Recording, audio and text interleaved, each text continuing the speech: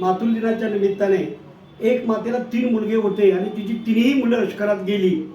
भारताच्या भूमीवर जेव्हा परकीय शत्रूंना हल्ला केला तेव्हा तिची 2 मुलं शहीद झाली.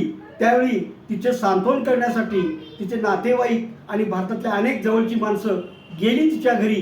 त्यावेळी ती माता त्या मुलांचं कौतुक करून सांगत होती. तिच्या डोळ्यात अश्रू आले नव्हते.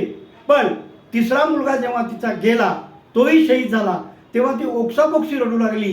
तेव्हा लोकांनी विचारलं, 2ही वेळा आम्ही तुमची मुलं मरण आल्यानंतर आलो, त्यावेळी तुमच्या डोळ्यात अश्रू आणले आणि आता तुम्ही भावनावश फार झालात.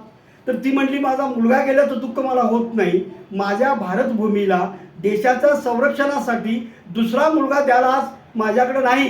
3ही मुलं गेली, 4था मुलगा माझ्याकडे नाही, याचं दुःख होतंय, म्हणून मी रडते.